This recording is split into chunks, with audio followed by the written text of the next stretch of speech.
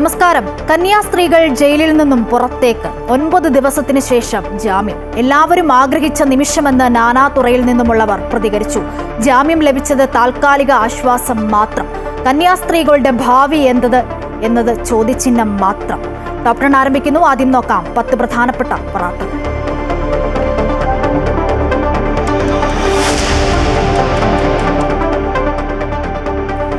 ഛത്തീസ്ഗഡിൽ അറസ്റ്റിലായ മലയാളി കന്യാസ്ത്രീകൾക്ക് മോചനം. ജയിലിൽ നിന്നും പുറത്തിറങ്ങിയത് 9 ദിവസങ്ങൾക്ക് ശേഷം. ഉപാധികളോടെ ജാമ്യം അനുവദിച്ചത് ബിലാസ്പൂർ NIA കോടതി. 2 ആൾ ജാമ്യത്തിന് പുറമെ 50,000 രൂപ കെട്ടിവെക്കണം. പാസ്പോർട്ട് ഹാജരാക്കണം. മോചനത്തിൽ സന്തോഷം പങ്കുവെച്ച് കന്യാസ്ത്രീകളുടെ കുടുംബാംഗങ്ങളും സഭാ നേതൃത്വവും. വാക്പോരുമായി പ്രതിപക്ഷ എംപിമാരും BJPയും.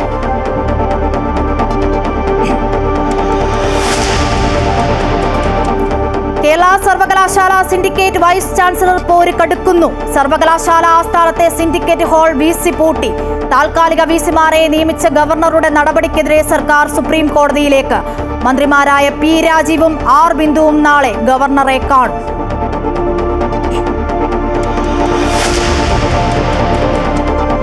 റഷ്യയിൽ നിന്നും അമേരിക്കയിൽ നിന്നും എണ്ണ വാങ്ങുമെന്ന് ഇന്ത്യ. റഷ്യയിൽ നിന്നും എണ്ണ വാങ്ങുന്നത് ഇന്ത്യ അവസാനിപ്പിച്ചുവെന്ന ട്രംപിന്റെ അവകാശവാദം കേന്ദ്ര സർക്കാർ തള്ളി.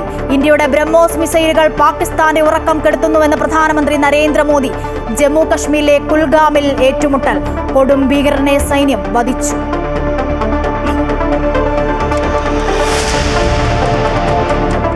തിരുവനന്തപുരം മെഡിക്കൽ കോളേജ് ആശുപത്രിയിലെ ശസ്ത്രക്രിയാ ഉപകരണം കാണാതായ സംഭവത്തിൽ ആരോഗ്യ വകുപ്പ് അന്വേഷണം ആരംഭിച്ചു. DMAക്ക് ചുമതല. അന്വേഷണങ്ങളോട് സഹകരിക്കുമെന്ന് ഡോക്ടർ ഹാരിസ്.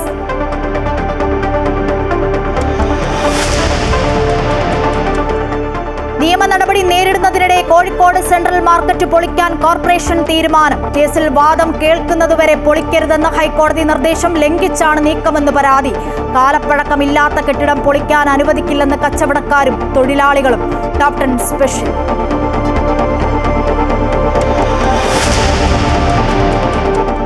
മലയാള സിനിമയ്ക്ക് സമഗ്ര നയത്തിനായുള്ള കോൺക്ലേവിന് തലസ്ഥാനത്ത് തുടക്കം. കാസ്റ്റിംഗ് കൗച്ച് ഉൾപ്പെടെയുള്ള തൊഴിൽ ചൂഷണത്തിനെതിരെ നിയമ നടപടി വേണമെന്ന് കരട് രേഖ.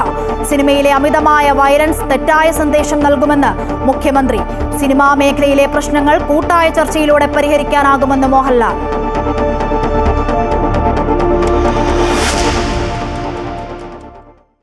സാഹിത്യ നിരൂപകനും എഴുത്തുകാരനുമായ പ്രൊഫസർ MK സാനു അന്തരിച്ചു. 98 വയസ്സായിരുന്നു. അന്ത്യം അമൃത ആശുപത്രിയിൽ ചികിത്സയിലിരിക്കെ.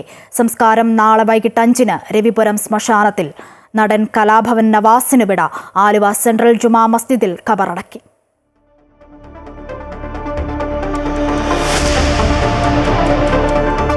ഓവൽ ടെസ്റ്റിൽ ഇംഗ്ലണ്ടിനെതിരെ 2ാം ഇന്നിംഗ്സിൽ ഇന്ത്യക്ക് ലീഡ്. യശസ്വി ജയ്സ്വാളിന് സെഞ്ചുറി. ആകാശ് ദീപിന് അർദ്ധ സെഞ്ചുറി. 9 വിക്കറ്റ് നഷ്ടം. ഇന്ത്യയുടെ ലീഡ് 350 കടന്നു.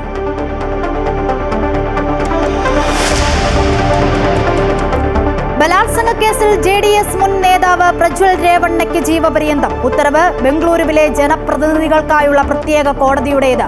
കോടതി മുറിയിൽ പൊട്ടിക്കരഞ്ഞ് പ്രജ്വൽ രേവണ്ണ.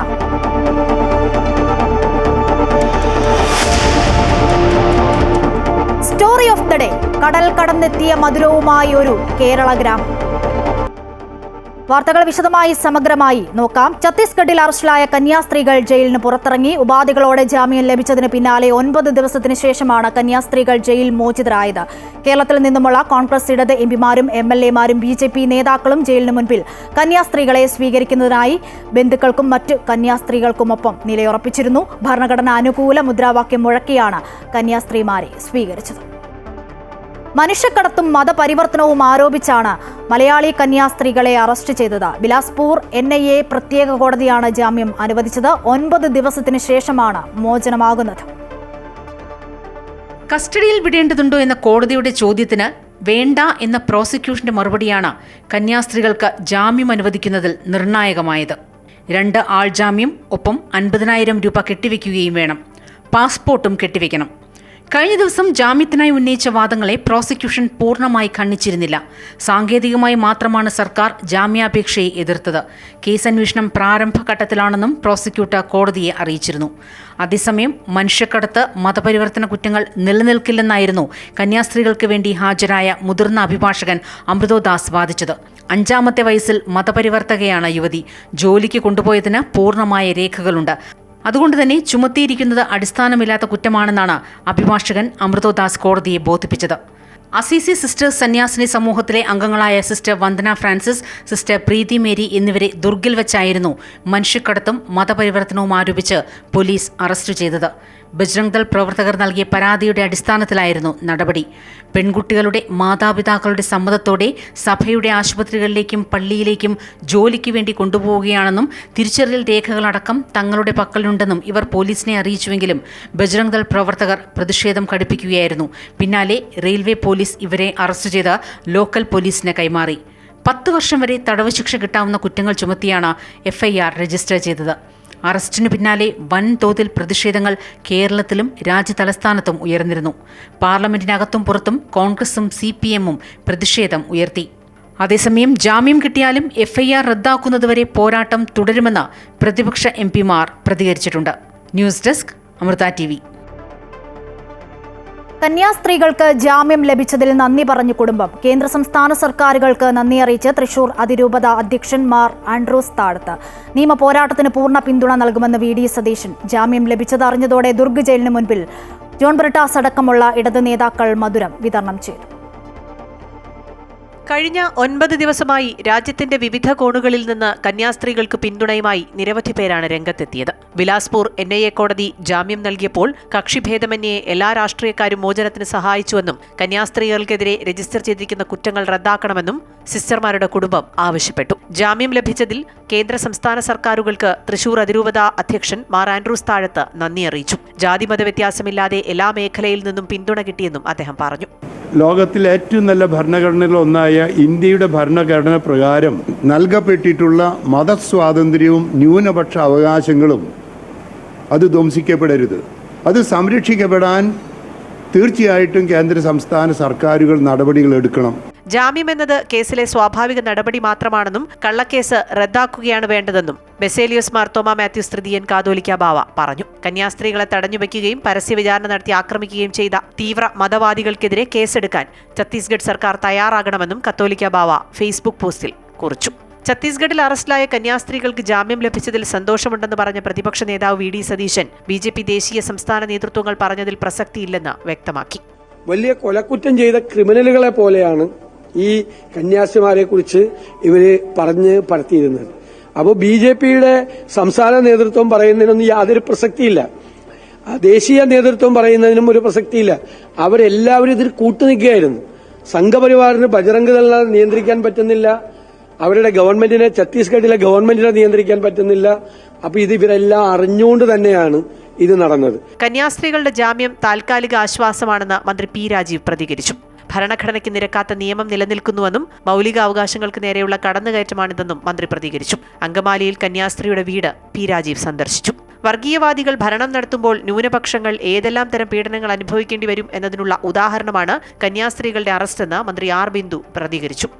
വർഗീയവാദികൾ ഭരണം നടത്തുന്ന സന്ദർഭങ്ങളിൽ ന്യൂനപക്ഷ വിഭാഗത്തിൽപ്പെട്ടവർക്കും ജാതി ശ്രേണിയിൽ പിന്നിൽ നിൽക്കുന്ന വിഭാഗത്തിൽപ്പെട്ടവർക്കുമെല്ലാം ഏതെല്ലാം വിധത്തിലുള്ള പീഡനങ്ങൾ നേരിടേണ്ടി വരുന്നു എന്ന് നമ്മൾ കണ്ടുകൊണ്ടിരിക്കുകയാണ്. അതിൻ്റെ ഭാഗമായിട്ട് കൂടിയാണ് ഈ ഒരു ദുർഘടാവസ്ഥയിൽ നമ്മുടെ കന്യാസ്ത്രീകളെ കാണേണ്ടതായി വന്നിട്ടുള്ളത്. കന്യാസ്ത്രീകളെ ഭീഷണിപ്പെടുത്തിയ ബജ്രംഗ് ദൾ പ്രവർത്തകർക്കെതിരെ നടപടിയെടുക്കണമെന്നും ഇക്കാര്യം പാർലമെന്റിൽ ആവശ്യപ്പെടുമെന്നും ഫ്രാൻസിസ് ജോർജ് MP പറഞ്ഞു. ജാമ്യം ലഭിച്ചത് അറിഞ്ഞതോടെ ജോൺ ബ്രിട്ടാസ് അടക്കമുള്ള ഇടതു നേതാക്കൾ ദുർഗ് ജയിലിന് മുന്നിൽ മധുരം വിതരണം ചെയ്തു. വിവിധ ബ്യൂറോകൾക്കൊപ്പം ന്യൂസ് ഡെസ്ക് അമൃത TV. കന്യാസ്ത്രീകൾക്ക് ജാമ്യം അനുവദിച്ചതിൽ സന്തോഷമെന്ന് സിസ്റ്റർ വന്ദന ഫ്രാൻസിസിന്റെ സഹോദരൻ ചെറിയാൻ മാത്യു. ഇങ്ങനെയൊരു ദിവസത്തിനായാണ് കാത്തിരുന്നത്. എല്ലാവരുടെയും ശ്രമം കൊണ്ടാണ് ജാമ്യം ലഭിച്ചത്. എല്ലാവർക്കും ചെറിയാൻ മാത്യു നന്ദി അറിയിച്ചു. വല്ലാത്ത അവസ്ഥയിലൂടെയാണ് കടന്നുപോയതെന്നും അദ്ദേഹം മാധ്യമങ്ങളോട് പറഞ്ഞു. സന്തോഷം, അതീവ സന്തോഷം. ഈ ഒരു കാര്യത്തിന് വേണ്ടിയാണ് കാത്തിരുന്നത്.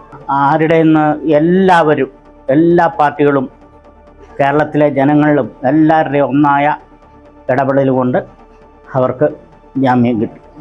അത് വീട്ടിലോട്ട് വരാവോ എങ്ങനെയാണെന്ന് അത് സഭ നിശ്ചയിക്കുന്ന നടത്തി. എല്ലാവർക്കും സന്തോഷം. കന്യാസ്ത്രീകൾക്ക് ജാമ്യം ലഭിക്കാൻ സഹായിച്ചവരോട് നന്ദിയെന്ന് മേജർ ബിഷപ്പ് കർദിനാൾ മാർ ബസലിയോസ് ക്ലിമ്മീസ് കാതോലിക്ക ബാവ. ഇത് താൽക്കാലികമായ ആശ്വാസം മാത്രമാണ്. സത്യസന്ധമായ അന്വേഷണം നടക്കട്ടെ എന്നും കോടതിയിൽ വലിയ വിശ്വാസമുണ്ടെന്നും ക്ലിമ്മീസ് കാതോലിക്ക ബാവ പറഞ്ഞു. നമ്മുടെ ഛത്തീസ്ഗഡിലെ തുറുങ്കിലടയ്ക്കപ്പെട്ട 2 സഹോദരിമാർക്ക് ജാമ്യം ലഭിച്ചു എന്നുള്ളത് വലിയ സന്തോഷകരമായ വാർത്തയാണ്. അതിനെ ഹൃദയപൂർവ്വം സ്വാഗതം ചെയ്യുന്നു. കന്യാസ്ത്രീകൾക്ക് ജാമ്യം ലഭിച്ചതിൽ സന്തോഷമുണ്ടെന്നും അവർക്കുമേൽ ചുമത്തിയിരിക്കുന്ന കുറ്റം റദ്ദാക്കുന്നതുവരെ നിയമ പോരാട്ടം തുടരുമെന്നും ലത്തീൻ കത്തോലിക്ക ബിഷപ്പ് ഡോക്ടർ തോമസ് ജെ. ആരെ വേണമെങ്കിലും കുറ്റം ആരോപിച്ച് കോടതികളിൽ കയറ്റിയിറക്കുന്ന രീതിയിലേക്ക് നിയമ സംവിധാനങ്ങൾ മാറുകയാണ് എന്ന ആശങ്ക നിലനിൽക്കുന്നതായും അദ്ദേഹം പറഞ്ഞു. സന്തോഷപ്രദമായ ആശ്വാസപ്രദമായ വാർത്തയാണ് ഈ സമ്മേളനം കഴിഞ്ഞ് ഇറങ്ങുമ്പോൾ മനസ്സിലാകുന്നത്. പക്ഷേ ഞങ്ങളുടെ ആശങ്ക തീരുന്നില്ല. സഹോദരിമാർ തടവറയിൽ നിന്ന് പുറത്ത് ആകുന്നു എന്നുള്ളതിനേക്കാൾ ഉപരിയായി അവരുടെ മേൽ ആരോപിക്കപ്പെട്ട അന്യായമായ ഗൗരവതരമായ കുറ്റാരോപണങ്ങൾ, അതിൽ നിന്ന് അവരെ വിടുതൽ നൽകുന്നതിനുള്ള എത്രയും വേഗത്തിലുള്ള നടപടികൾ ആരംഭിക്കേണ്ടതുണ്ട്. സിസ്റ്റർ വന്ദനയെയും സിസ്റ്റർ പ്രീതിയെയും വ്യാജ ആരോപണങ്ങൾ ഉന്നയിച്ച് ജയിലിലടയ്ക്കാൻ കാരണക്കാരായ സമൂഹത്തെ നിലയ്ക്ക് നിർത്തേണ്ട ഉത്തരവാദിത്വം ഭരണത്തിൽ ഇരിക്കുന്നവർക്കാണെന്ന് ഓർത്തഡോക്സ് സഭ മാധ്യമ വിഭാഗം പ്രസിഡന്റ് ഡോക്ടർ യോഹാനൻ മാർ ദിദിഗോക്കോറസ് പറഞ്ഞു. ഇത്തരക്കാർക്ക് സ്തുതി പാടി കുറ്റം ചെയ്യാത്തവരെ കുറ്റക്കാരാക്കുന്ന പ്രവണത അവസാനിപ്പിക്കണം. മുൻപും സമാന സംഭവങ്ങൾ ഉണ്ടായിട്ടുണ്ട്.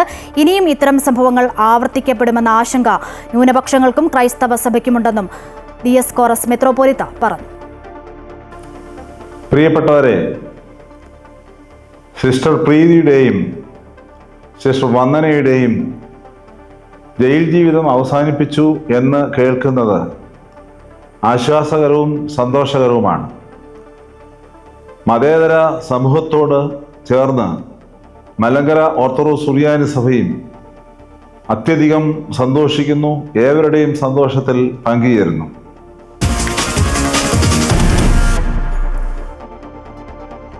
കേരള സർവകലാശാല സിൻഡിക്കേറ്റ് വൈസ് ചാൻസലർ പോര് മുറുകുന്നു. സർവകലാശാല ആസ്ഥാനത്തെ സിൻഡിക്കേറ്റ് ഹാൾ വൈസ് ചാൻസലർ അടച്ചുപൂട്ടി. ഇടത് സിൻഡിക്കേറ്റ് അംഗങ്ങൾ ജീവനക്കാരെ ഹാളിലേക്ക് വിളിച്ചു വരുത്തി ഭീഷണിപ്പെടുത്തിയെന്ന പരാതിയെ തുടർന്നാണ് നടപടി.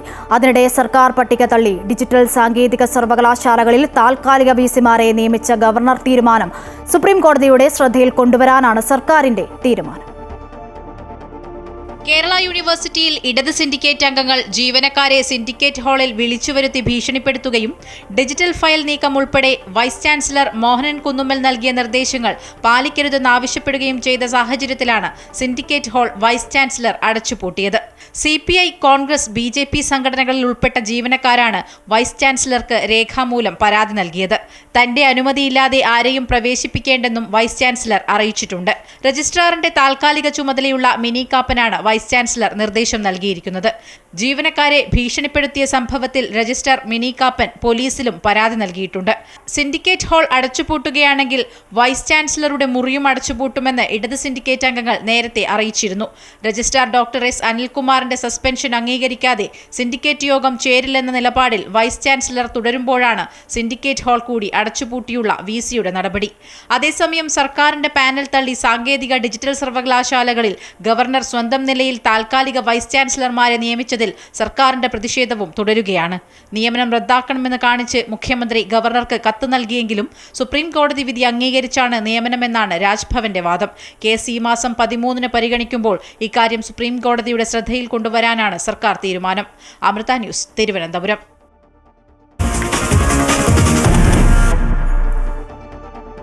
റഷ്യയിൽ നിന്നും അമേരിക്കയിൽ നിന്നും എണ്ണ വാങ്ങുമെന്ന് ഇന്ത്യ. റഷ്യയിൽ നിന്നും ഇന്ത്യ എണ്ണ വാങ്ങുന്നത് നിർത്തുമെന്ന US പ്രസിഡന്റ് ഡൊണാൾഡ് ട്രംപിന്റെ അവകാശവാദം കേന്ദ്ര സർക്കാർ തള്ളി.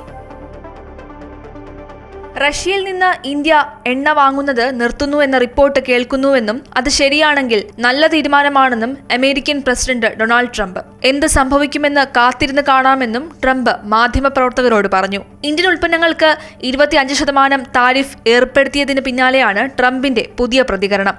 Well, I understand India no longer is going to be buying oil from Russia. That's what I heard. I don't know if that's right or not, but എന്നാൽ റഷ്യയിൽ നിന്ന് എണ്ണ വാങ്ങുന്നത് നിർത്തുന്നതുമായി ബന്ധപ്പെട്ട വാർത്തകൾ അടിസ്ഥാനരഹിതമാണെന്ന് ഇന്ത്യൻ വിദേശകാര്യ മന്ത്രാലയം പ്രതികരിച്ചു. റഷ്യയിൽ നിന്നുള്ള എണ്ണ ഇറക്കുമതി ദേശീയ താൽപര്യവും വിപണിയും പരിഗണിച്ചായിരിക്കുമെന്ന് വിദേശകാര്യ മന്ത്രാലയം വ്യക്തമാക്കി. ഇന്ത്യയുടെയും റഷ്യയുടെയും സമ്പദ് വ്യവസ്ഥകൾ നിർജീവമാണെന്ന് കഴിഞ്ഞ ദിവസം ട്രംപ് വിശേഷിപ്പിച്ചിരുന്നു. റഷ്യൻ എണ്ണയും ആയുധങ്ങളും വാങ്ങിക്കൂട്ടുന്ന ഇന്ത്യയുടെ നിലപാടിൽ വൈറ്റ് ഹൌസിനും ട്രംപിനും അതൃപ്തിയുണ്ടെന്ന് US സ്റ്റേറ്റ് സെക്രട്ടറി മാർക്കോ റൂബിയോയും പ്രതികരിച്ചിരുന്നു.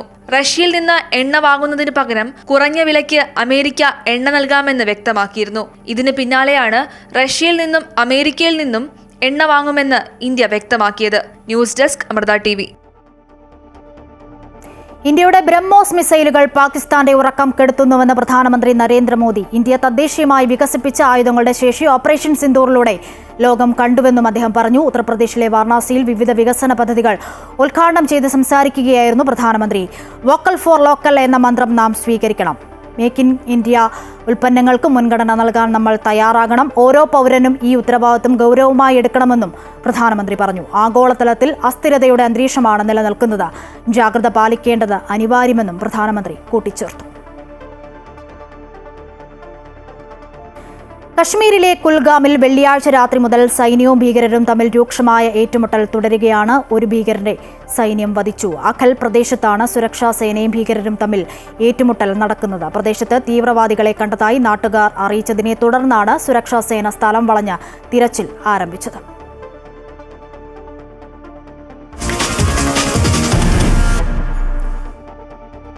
മെഡിക്കൽ കോളേജിൽ ഉപകരണം കാണാതായതുമായി ബന്ധപ്പെട്ട ആരോപണത്തിൽ DME അന്വേഷണത്തെ സ്വാഗതം ചെയ്ത ഡോക്ടർ ഹാരിസ് ചിറക്കൽ എല്ലാ വർഷവും ഓഡിറ്റ് നടക്കുന്നതാണ്. തിങ്കളാഴ്ച മുതൽ അന്വേഷണങ്ങളോട് സഹകരിക്കുമെന്നും അദ്ദേഹം പറഞ്ഞു. സംഭവത്തിൽ ആരോഗ്യവകുപ്പിന്റെ വകുപ്പ് തല അന്വേഷണം ആരംഭിച്ചു. യൂറോളജി വിഭാഗത്തിൽ നിന്ന് ഉപകരണം കാണാതായെന്ന ആരോഗ്യമന്ത്രി വീണ ജോർജിന്റെ വാദം തള്ളി ഡോക്ടർ ഹാരിസ് ചിറക്കൽ. മോർസിലൈസ്റ്റർ ഉപയോഗിച്ച് ശസ്ത്രക്രിയ നടത്താൻ അറിവുള്ള ഡോക്ടർമാരില്ല. പരിശീലനം കിട്ടാത്തതുകൊണ്ടാണ് ഉപയോഗിക്കാത്തത്. അസ്വാഭാവികമായി ഒരു ഉപകരണവും കേടായിട്ടില്ല എന്നും അദ്ദേഹം പറഞ്ഞു. 2 ദിവസം അവധിയാണ്. കാരണം കാണിക്കൽ നോട്ടീസിന് തിങ്കളാഴ്ച മറുപടി നൽകുമെന്നും ഡോക്ടർ കൂട്ടിച്ചേർത്തു. നാളെ അവധിയിലാണ്. ഞാനിപ്പോൾ 2 ദിവസം ലീവ് എടുത്തിരിക്കുകയാണ്. അപ്പോൾ അത് ഞാൻ തിങ്കളാഴ്ച മുതലേ ഇനിയും ഡിപ്പാർട്ട്മെൻറ്റിൽ ഉണ്ടാവുള്ളൂ. ഇന്നിപ്പോൾ ഞാൻ രാവിലെ പോയി ഇന്നലെ ഓപ്പറേഷൻ ചെയ്ത രോഗികളെ നോക്കിയിട്ട് ഞാൻ തിരിച്ചു പോകും. ഇന്ന് അവധിയിലാണ്. അപ്പം തിങ്കളാഴ്ച മുതലേ ഞാൻ ഡിപ്പാർട്ട്മെൻറ്റിൽ പോകത്തുള്ളൂ. അപ്പോൾ അതുപോലെ അന്ന് എൻ്റെ അന്വേഷണം എന്താണെന്നുള്ളത് തിങ്കളാഴ്ച മുതലുള്ള അതിൻ്റെ ഡീറ്റെയിൽസ് പറയാം. അതേസമയം വിശദീകരണം തേടിയത് വേട്ടയാടലല്ല എന്നും സ്വാഭാവിക നടപടിയാണെന്നും മന്ത്രി വീണ ജോർജ് ആവർത്തിച്ചു. അദ്ദേഹത്തോടൊരു സ്വാഭാവിക നടപടിക്രമമാണ്. അതൊരു റൊട്ടീനായിട്ടുള്ള ഒരു പ്രൊസീജിയറാണ് അദ്ദേഹത്തോട് വിശദീകരണം തേടിയത്.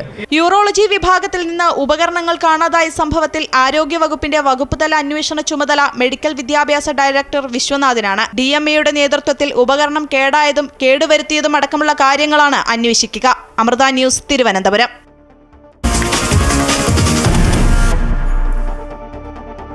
ഇനി ടോപ്പ് 10 സ്പെഷ്യൽ സ്റ്റോറിയിലേക്കാണ്. കോഴിക്കോട് സെൻട്രൽ മാർക്കറ്റ് പൊളിക്കാനുള്ള കോർപ്പറേഷൻ നടപടിയിൽ കച്ചവടക്കാരുടെയും തൊഴിലാളികളുടെയും പ്രതിഷേധം ശക്തമാകുകയാണ്. കാലപ്പഴക്കമില്ലാത്ത കെട്ടിടം പൊളിച്ചു നീക്കാനുള്ള ശ്രമം അനുവദിക്കില്ല എന്ന നിലപാടിലാണ് ഇരു കൂട്ടരും. മാർക്കറ്റ് പ്രൊട്ടക്ഷൻ കമ്മിറ്റി നൽകിയ ഹർജിയിൽ വാദം കേൾക്കുന്നതുവരെ മാർക്കറ്റ് പൊളിക്കരുതെന്ന് ഹൈക്കോടതി കോർപ്പറേഷനോട് നിർദ്ദേശിച്ചു.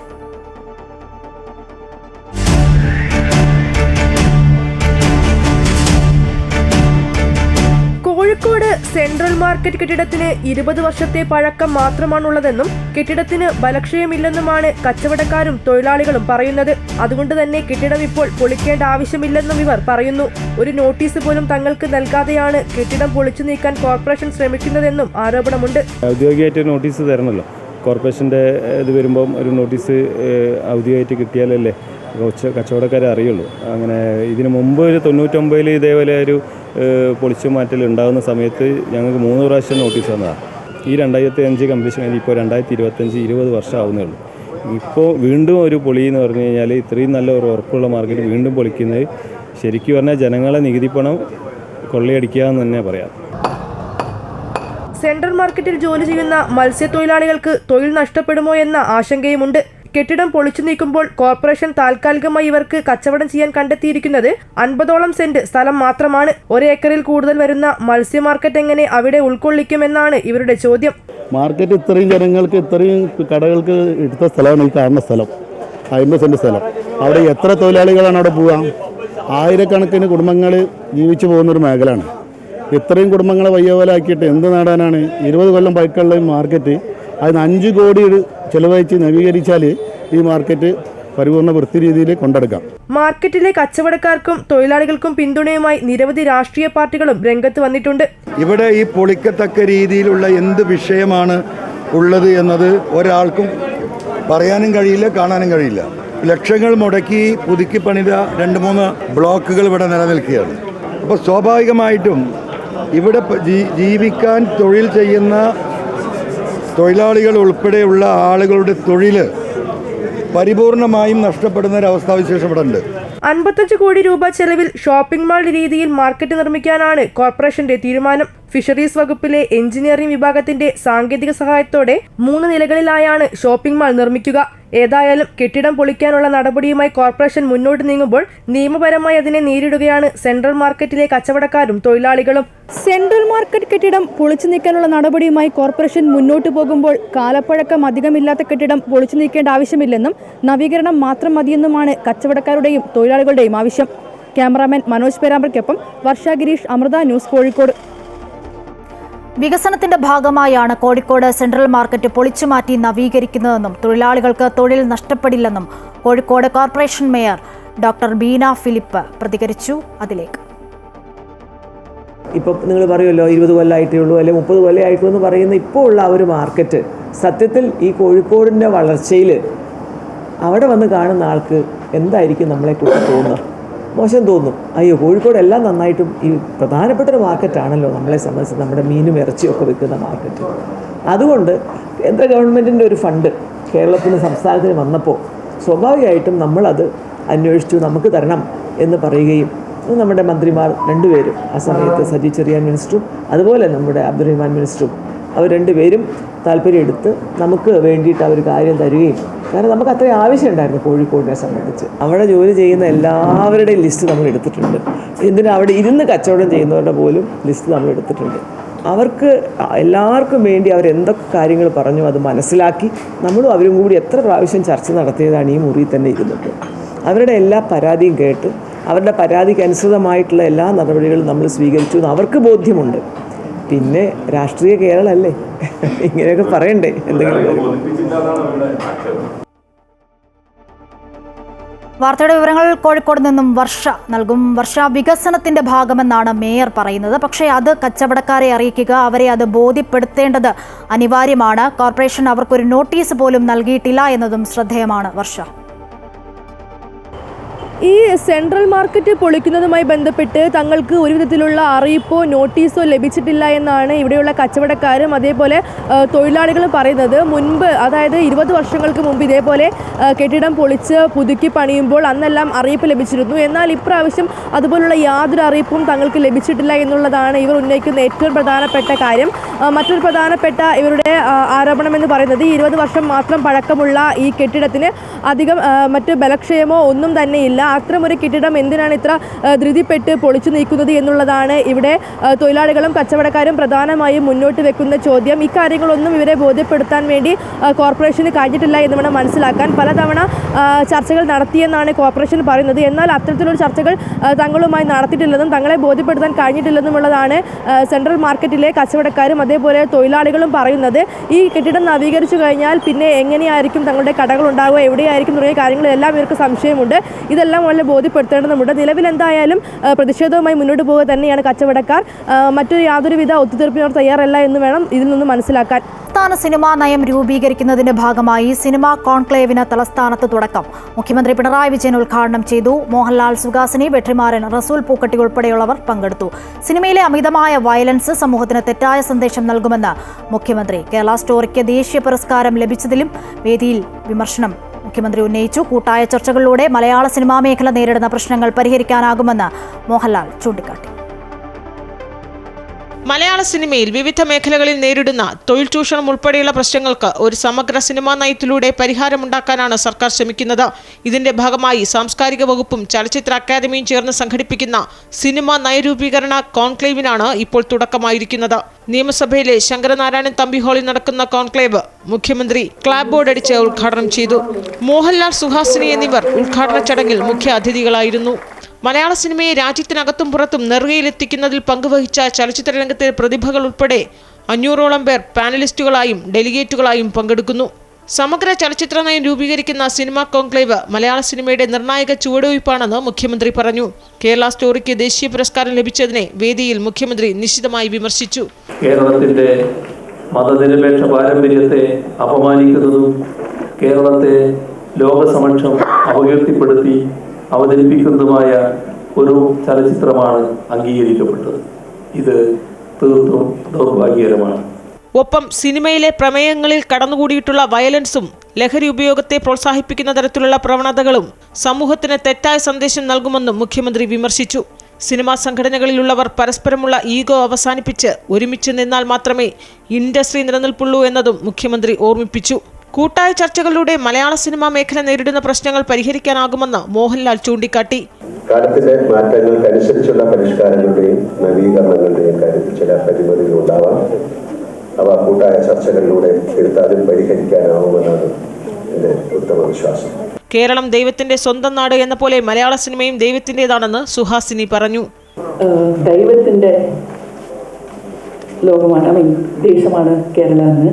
ഐ തിങ്ക് മലയാള സിനിമയും ദൈവത്തിന്റെ സിനിമയാണ്.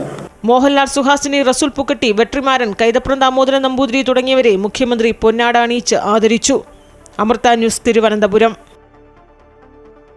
സംസ്ഥാന സർക്കാർ രൂപീകരിക്കുന്ന സിനിമാ നയത്തിന്റെ കരട് രേഖയിൽ തൊഴിൽ ചൂഷണത്തിനെതിരെ ശക്തമായ നടപടിയെടുക്കണമെന്ന നിർദ്ദേശം. കാസ്റ്റിംഗ് കൗച്ചിനെതിരെ ശക്തമായ നിയമ നടപടി വേണം. കാസ്റ്റിംഗ് കൗച്ച് നടത്തുന്നവരെ ബ്ലാക്ക് ലിസ്റ്റ് ചെയ്യണം. വിവേചനം, അധികാര ദുർവിനിയോഗം, ലൈംഗിക അതിക്രമം എന്നിവ സെറ്റുകളിൽ പൂർണ്ണമായും അവസാനിപ്പിക്കണം. സ്ത്രീകൾ നേരിടുന്ന വെല്ലുവിളികൾ പരിഹരിക്കണമെന്നും കരട് രേഖയിൽ പറയും. ഹേമ കമ്മിറ്റി റിപ്പോർട്ട് പുറത്തുവന്നതിന് പിന്നാലെയാണ് തൊഴിൽ മേഖലയിലെ ചൂഷണങ്ങൾ അവസാനിപ്പിക്കാൻ ഗൗരവതരമായ ഇടപെടൽ നടത്തണമെന്ന നിർദ്ദേശമുയർന്നത്. ഇതുപ്രകാരം സിനിമാ നയരൂപീകരണവുമായി സർക്കാർ മുന്നോട്ടു പോകുകയാണ്. തിരുവനന്തപുരത്ത് നടക്കുന്ന ദ്വിദിന സിനിമാ കോൺക്ലേവിൽ ചർച്ച ചെയ്യുന്ന സിനിമാ നയത്തിന്റെ കരട് രേഖയിൽ വിവിധ മേഖലകളിലെ ചൂഷണങ്ങൾക്കെതിരെ ശക്തമായ നടപടിയാണ് നിർദ്ദേശിക്കുന്നത്. പ്രധാനമായും കാസ്റ്റിംഗ് കൗച്ച് ഇല്ലാതാക്കണമെന്നും പുതുമുഖങ്ങളെ ചൂഷണം ചെയ്യുന്നത് അവസാനിപ്പിക്കണമെന്നും നിർദ്ദേശമുയർന്നു. ഇത്തരക്കാരെ പുറത്താക്കി ബ്ലാക്ക് ലിസ്റ്റ് ചെയ്യണം. സ്റ്റുഡിയോയിലും ഓഡിഷനിലും പ്രൊഫഷണൽ കാസ്റ്റിംഗ് ഡയറക്ടർ വേണമെന്നും നിർദ്ദേശമുണ്ട്. ഇത്തരം പരാതികൾക്ക് രഹസ്യ സ്വഭാവം ഉണ്ടായിരിക്കണം. തുറന്നു പറയുന്നവരെ സംരക്ഷിക്കുകയും പ്രതികാര നടപടികളിൽ നിന്ന് നിയമസഹായം ഉറപ്പാക്കുകയും വേണം. വിവേചനം, ലൈംഗിക അതിക്രമം, അധികാര കേന്ദ്രീകരണം എന്നിവ നിരോധിക്കണം. അധികാര രൂപങ്ങളുടെ അമിതമായ നിയന്ത്രണം ഒഴിവാക്കണമെന്നും കരടിൽ നിർദ്ദേശമുണ്ട്. ലിംഗാടിസ്ഥാനത്തിൽ ശുചിമുറികളും വിശ്രമമുറികളും ഉറപ്പാക്കണം. സ്ത്രീകൾക്കും ലൈംഗിക ന്യൂനപക്ഷങ്ങൾക്കും പങ്കാളിത്തം വർദ്ധിപ്പിക്കണം. ഓൺലൈൻ ആക്രമണങ്ങൾ തടയാൻ ടാസ്ക് ഫോഴ്സ് ഉണ്ടാകണമെന്നും കരടിൽ പറയുന്നു. സിനിമാ സെറ്റുകളിലെ ലഹരി ഉപയോഗം ഇല്ലാതാക്കുന്നതിന് കൗൺസിലിംഗും റീഹാബിലിറ്റേഷനും നിർബന്ധമാക്കണം. സിനിമാ നയ രൂപീകരണം നടപ്പാക്കാൻ നിയമനിർമ്മാണം അത്യാവശ്യമെന്നും കരടിൽ പറയുന്നുണ്ട്. സ്വതന്ത്ര പരാതി പരിഹാര സമിതി വേണമെന്നതുൾപ്പെടെയുള്ള ശക്തമായ ആവശ്യങ്ങളാണ് നയരൂപീകരണത്തിന്റെ കരടിൽ പറയുന്നത്. അമൃത ന്യൂസ്, തിരുവനന്തപുരം. സിനിമാ മേഖലയിലെ ജോലി സമയത്തിന്റെയും വേതനത്തിന്റെയും പുനഃക്രമീകരണമാണ് സിനിമാ കോൺക്ലേവിന്റെ ആദ്യ ദിനത്തിൽ ചർച്ചയായത്. സ്ത്രീ പ്രസവ അവധി സംബന്ധിച്ച നിർദ്ദേശങ്ങളും പ്രതികൾ ഉയർത്തിയതായി മന്ത്രി സജി ചെറിയാൻ അറിയിച്ചു. സീരിയൽ മേഖലയിലെ പ്രശ്നങ്ങൾ ശാസ്ത്രീയമായി പഠിക്കുമെന്നും മന്ത്രി അറിയിച്ചു. ഒന്ന്, കൃത്യമായ ജോലി സമയം സംബന്ധിച്ച് നല്ല ചർച്ചയാണ് ഇന്ന് വന്നത്. തൊഴിൽ നിയമങ്ങൾ പൂർണ്ണ അർത്ഥത്തിൽ പാലിക്കപ്പെടണം.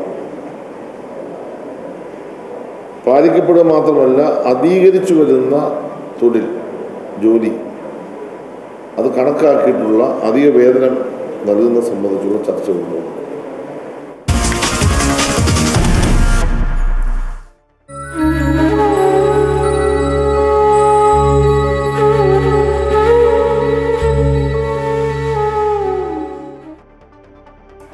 പ്രശസ്ത സാഹിത്യകാരൻ പ്രൊഫസർ M.K. സാനു അന്തരിച്ചു. വാർദ്ധക്യ സഹജമായ അസുഖങ്ങളെ തുടർന്ന് കൊച്ചി അമൃത ആശുപത്രിയിൽ ചികിത്സയിലിരിക്കെയാണ് മരണം. 98 വയസ്സായിരുന്നു. നാളെ രാവിലെ 8 മണിയോടെ ഭൗതിക ശരീരം വീട്ടിലേക്ക് കൊണ്ടുപോകും. 9 മണി മുതൽ 10 വരെ വസതിയിലും തുടർന്ന് ടൗൺ ഹാളിലും പൊതുദർശനത്തിന് വയ്ക്കും. സംസ്കാരം വൈകിട്ട് 5-ന് രവിപുരം ശ്മശാനത്തിൽ നടക്കും. മലയാള സാഹിത്യരംഗത്തെ അതുല്യ പ്രതിഭയാണ് വിടവാങ്ങിയത്. അധ്യാപകൻ, വാഗ്മി, എഴുത്തുകാരൻ, ചിന്തകൻ എന്നീ നിലകളിലെല്ലാം പ്രശസ്തനായിരുന്നു പ്രൊഫസർ M.K. സാനു. കഴിഞ്ഞ 25-ന് ഇടുപ്പെല്ലിനു പരിക്കേറ്റാണ് അദ്ദേഹത്തെ ആശുപത്രിയിൽ പ്രവേശിപ്പിച്ചത്. ശസ്ത്രക്രിയ നടത്തിയെങ്കിലും ശ്വാസതടസ്സത്തെ തുടർന്ന് തീവ്രപരിചരണ വിഭാഗത്തിൽ പ്രവേശിപ്പിക്കുകയായിരുന്നു. ഇന്ന് വൈകിട്ട് 5:35-നായിരുന്നു അന്ത്യം.